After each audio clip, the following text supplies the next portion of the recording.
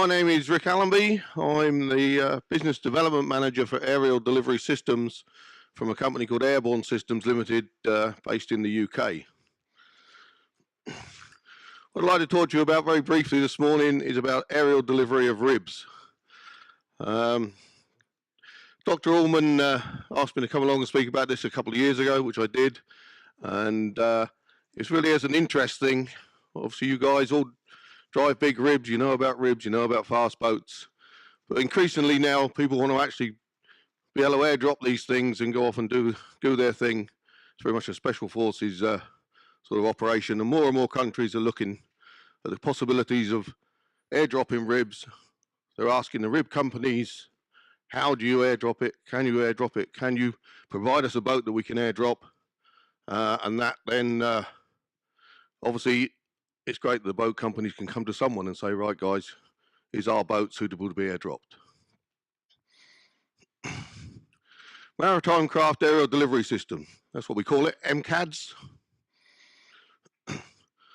Just a brief history. The thing's been around for quite a while now. We've been dropping ribs since the 90s. Started off with smaller ribs, 6.5s, then 7.5s, 8.5s, and then later on we started dropping 11 meters, and we're dropping the largest rib we dropped is the Goldfish 11.3 meter boat for the Norwegians. It's certified from the C-130 aircraft, so basically most countries around the world are using C-130s to do airdrop operations. And then it's also certified from the larger C-17, where you can actually drop two 11-meter ribs from one aircraft. In 2011, we cleared it from the latest version of the C-130 with the Norwegians. And the American US SOCOM is actually, those figures are wrong. This is a little bit old, this slide. They've probably done over 300 drops now. And as far as I know, they've never lost a boat doing aerial delivery. What's it used for? Well, obviously, we all know at the moment there's a lot of different things going on around the world. Maritime counter-terrorism, anti-piracy, and also interestingly, recently we've had a lot of interest in using airdroppable ribs for search and rescue. If you get something goes down, you get a situation outside the range of a helicopter, how are you going to get to them quickly? And a number of countries are looking to be able to drop a rib with specialist guys going in behind it. They get in the rib, we go around again, we airdrop life rafts, you get the survivors into the life rafts, the guys in the rib look after the survivors, and then you wait for a ship to come along to pick them up.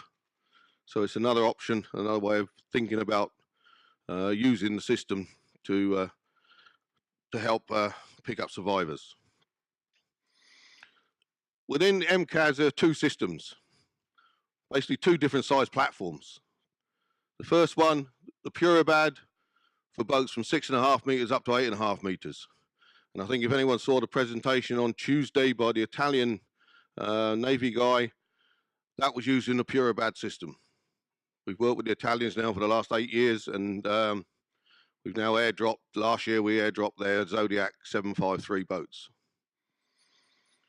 Pribad is the larger system, and that's dropping boats from 9 meters up to 12 meters. A very quick bit about how what the system is. I say Puribad boats from 6.5 to 8.5 meters in length. The aircraft itself, both the C-130 and the C-17, have a 108-inch wide or 2.74 meter wide cargo handling system. So whatever we put in the aircraft's got to fit into that. Our platform fits into that, and the boat sits on top of it. So there are some parameters around the size of the boat, and that's one of the governing factors about what sort of ribs can be dropped or how you configure the rib to actually make it airdroppable. And I'll talk a bit more about that in a minute. You're putting on there 2, 3, 4 main parachutes, depends on the size and the mass of the boat. And the system is that once it leaves the aircraft, as you'll see on a bit of video shortly, once it goes out of the aircraft, the boat and the platform separate. The guys will go out behind the boat, they'll follow the boat, the platform will come down. For training drops, it'll have flotation, so it will float, you can get it out of the water, you can use it again and again and again. Operationally, if the guys wanted to be totally covert when they got in the water, you could get the flotation off the platform, drop it without that, everything would sink, everything's gone. So they go off and do their thing, and no one knows they've actually been there. Couple of shots there, just the that's a 6.5 BAE Systems rib. That was when the Norwegians did that. And the bottom one is the Zodiac 753 rib, which is dropped down in South Africa.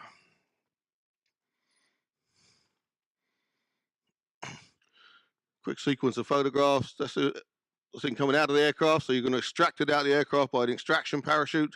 Depending on the size and the weight of the load, depends what size of extraction parachute you use. It's a pretty standard system for dropping boats and also for dropping vehicles and supplies. So most air forces around the world who can do this type of airdrop with vehicles and equipment will be able to do it with a boat as well. It's pretty standard for these guys to drop loads in this way. Once it's out the aircraft, things separate. That's the platform coming down, obviously there underneath its own recovery parachutes with the flotation, and that will float and that will be recovered and used again. So coming into the water, this is an 8.5 meter boat. It's a BAE Systems boat, a UK boat, and this has got 4 main SC-15 parachutes, which we manufacture.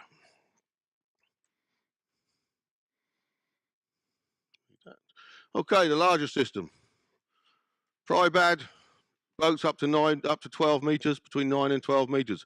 Once you start getting into those sort of weights, you're going to need a lot larger parachutes. The way the parachutes are deployed needs to be different, and the system changes from really around the parachute deployment and getting this thing out of the aircraft, because it starts to get a lot heavier and a lot bigger.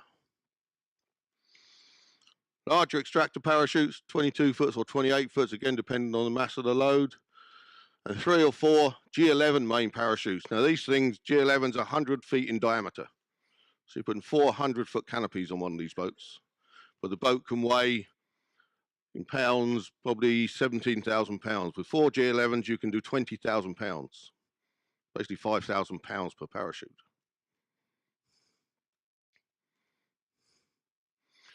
That's the Pribad platform.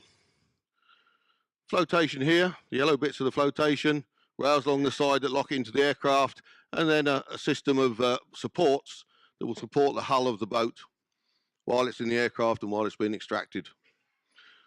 The only thing that needs to change on this platform when you go to drop a different boat is these supports and the angles that they're made at to support the hull of the rib.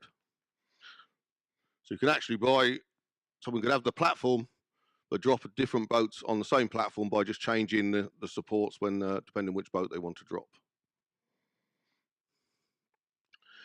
That's the USMI 11 meter rib, very similar to the one that's outside at the moment. And this has got 4 main parachutes, big G11 parachutes, and the large rib and a recovery parachute there to bring down the platform. That's the Goldfish 11.3 meter rib. Slightly larger, slightly longer boat, but a much lighter boat. So this one's only got 3 main parachutes on.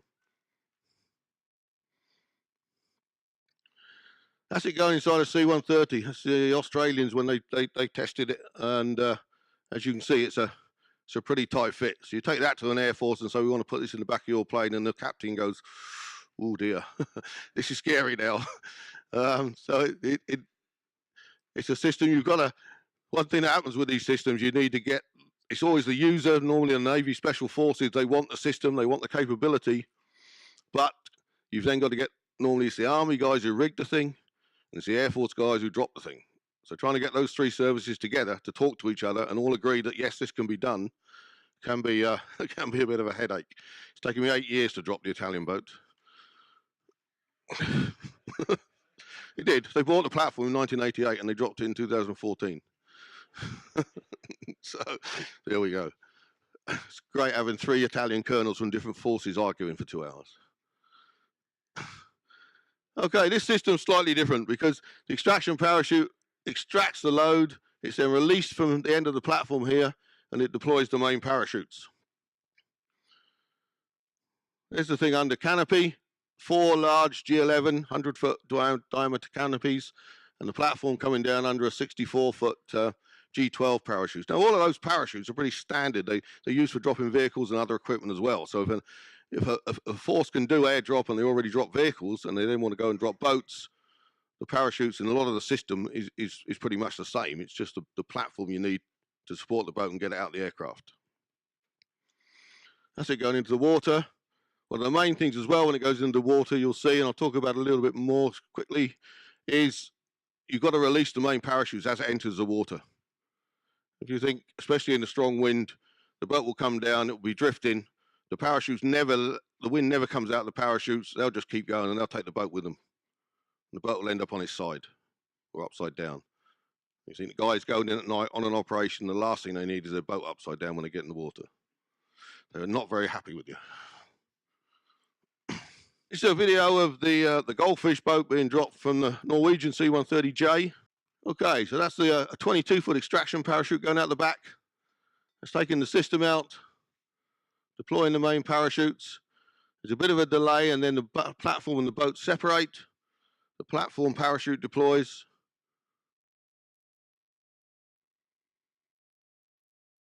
And everything is then in the air on its way.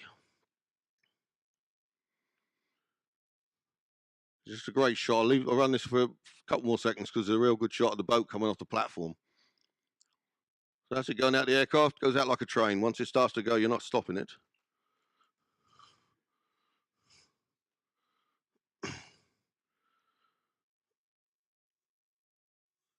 And this is a boat coming off the platform. Whoosh, gone, we're gone. And then the platform will go into the water and it will float. And then the guys will follow the boat. Okay. Thanks. Okay, so that's basically how the system works. But what do you need to do with the rib? What sort of rib do you need to have to be able to drop this thing? The main constraints are fitting the thing in the back of an aircraft. A C-130, from the top of the rollers in the back of the aircraft to the highest point of the load, is 100 inches. That's the maximum you can have. So that's the boat on top of the platform and the highest point you can get to. So it's 2.5 meters, and that's reduced by about 10 inches because the boat is about 10 inches off the platform, lifted up from when it's sitting on the platform. So you've got some restriction in height. If you've got masts, radomes, consoles, whatever you've got there, they either need, the best thing is to be able to fold them down, drive everything down while it's air dropped. The guys can then get in the boat and be able to you need a system where they're quite easily be able to erect those things again and lock them in place and get underway. The width, the cargo handling system in the aircraft is 108 inches wide, 2.74 meters. So you don't really want anything much wider than that, but that's the rigid hull. You deflate the side tubes and you pull everything in and you can keep everything into that 108 inch width, and that's really where you need to be. Length, well, the length's not too bad. Up to about, we've dropped 11.5 meters. We believe 12 meters won't be a problem. Once you start getting over that, I think we'd have to have a look at it. Possibly from the C-17, you get away with a longer boat.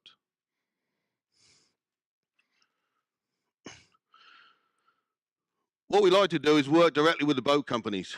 So if someone comes along to one of your boat companies and says, right, we want to buy a rib off you guys, but we want to airdrop it, then please come and talk to us. And it's great to design the boat around airdrop, or at least look at the airdrop, what it needs to be airdropped.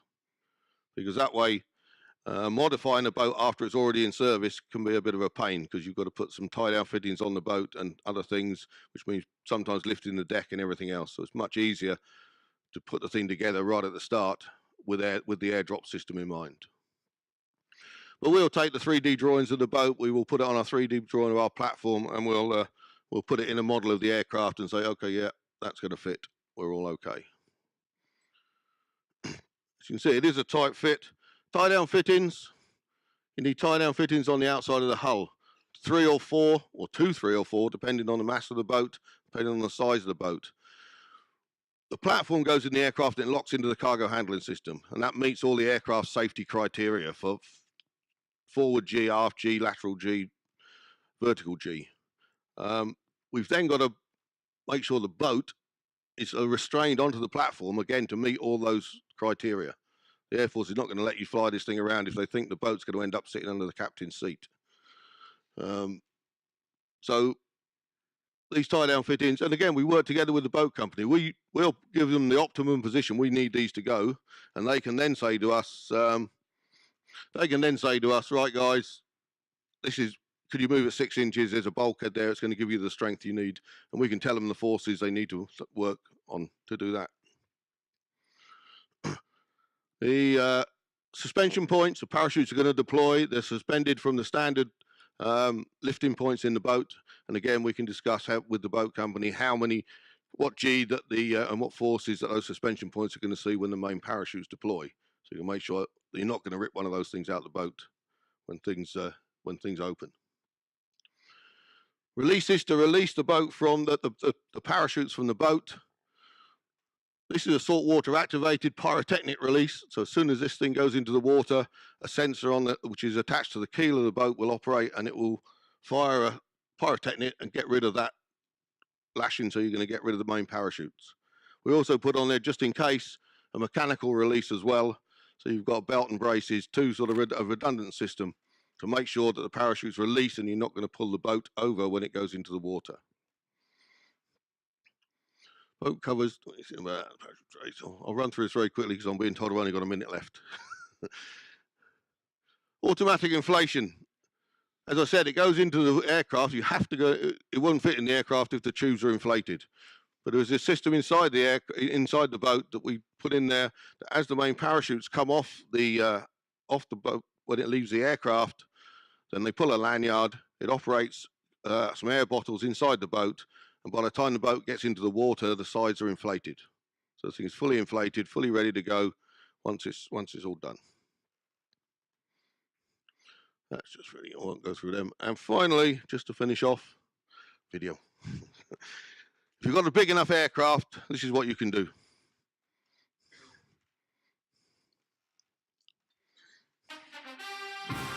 Sorry about the music. It's you can tell who made this. You can turn the music off. Don't matter. So this is two 11-meter boats, USMI 11-meter NSW rib, going out of a C-17. They put out a drogue parachute first, 15-foot drogue, and that's attached to a tow plate on the ramp of the aircraft. As they come across the drop zone, they will electronically release that, put out a 28-foot, take the first boat, take the parachute for the second boat, take the second boat, and finally, there goes the boys. Yahoo, let's go and do it.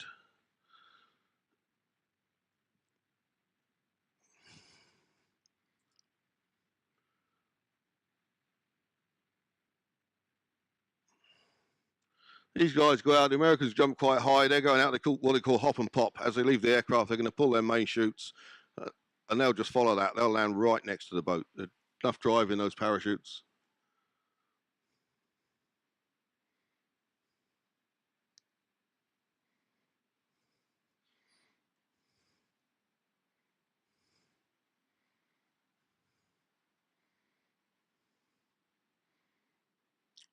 Okay. All right, guys, that's about it. Is there any questions?